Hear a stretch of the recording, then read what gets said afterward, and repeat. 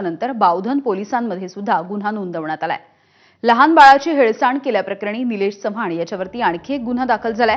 काल पोलीस निलेश चव्हाण याच्या घरी गेले होते, मात्र तिथे निलेश सापडला नाही। बावधन पोलिसांकडून निलेश याचा कसून शोध सुरू आहे। निलेशचा लॅपटॉप सुद्धा पोलिसांनी ताब्यात घेतलाय। निलेशचे वडील आणि भाऊ याला सुद्धा पोलिसांनी चौकशीसाठी समन्स बजावलेला आहे। नाझीम मुल्ला आमचे प्रतिनिधी माहिती देत आहेत। नाझीम, यामिनी, हा जो निलेश चव्हाणवरती गुन्हा दाखल झालेला आहे तो बावधन पोलीस स्टेशनमध्ये दाखल झालेला आहे। याआधीचा गुन्हा होता तो वारजे पोलीस स्टेशनमध्ये होता, मात्र तो कसपटे कुटुंबियांना धमकवल्याचा या ठिकाणी गुन्हा होता।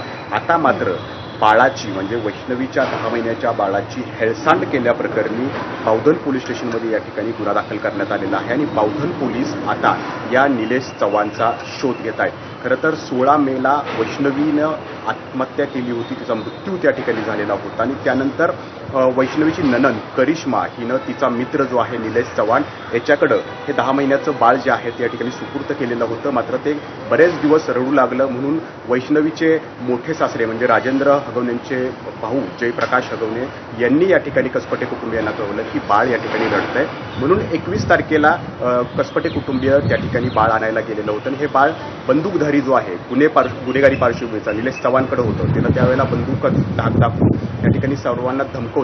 ते परत गेले आणि बाळ त्यानंतर या ठिकाणी पिरंगुटच्या एका व्यक्तीकडे गेलेलं होतं आणि त्याच व्यक्तीनंतर हा बाळ 22 तारखेला जे आहे ते कसपटे कुटुंबियांकडे आला। मात्र या 6 दिवसांमध्ये बाळाची खूप हेळसांड या ठिकाणी झाली। या बाळाची हेळसांड होण्याला निलेश चव्हाण कारणीभूत आहे असं या ठिकाणी आता कसपटे कुटुंबीय वारंवार म्हणत होतं, परंतु काल अजित पवार या ठिकाणी घरी येऊन गेले आणि मग परत एकदा पोलीस जे आहेत ते आक्रमक झाल्याचं या ठिकाणी पोलिसांकडनं पावलं उचलली गेलेली आहेत आणि पोलिसांनी निलेश चव्हाणवरती हा नवा जो बाळाची हेळसांड केल्याचा गुन्हा दाखल केलेला आहे त्याचा शोध जो आहे तो या ठिकाणी सुरू आहे। खरं तर कालच पोलीस जे आहेत ते निलेश चव्हाणच्या घरी गेलेले होते, मात्र तो फरार झालेला आहे, त्याच्यामुळे त्याचा लॅपटॉप जो आहे या ठिकाणी ताब्यात घेण्यात आलेला आहे। खरं तर पहिल्याच दिवशी जर म्हणजे 20 तारखेला ज्यावेळेला कसपटे कुटुंबीय वारजे पोलिसांकडे गेले होते त्याच वेळेला जर पुणे पोलिसांनी पावलं उचलली असती तर या ठिकाणी निलेश चव्हाण सुद्धा ताब्यात आला होता। म्हणजे ज्या पद्धतीने आपण बघतोय राजेंद्र हगवणे आणि सुशील हगवणे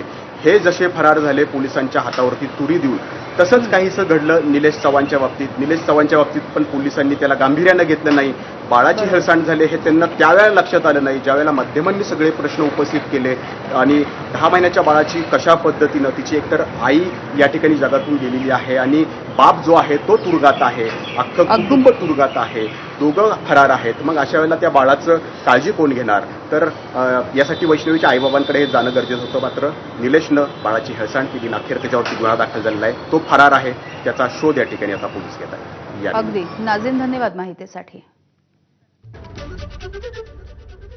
दरम्यान याच निलेश चव्हाणच्या वडिलांसोबत आणि त्याच्या भावासोबत बातचीत केली आमचे प्रतिनिधी मिकी घई यांनी। वडील आणि त्याचे मोठे भाऊ निलेश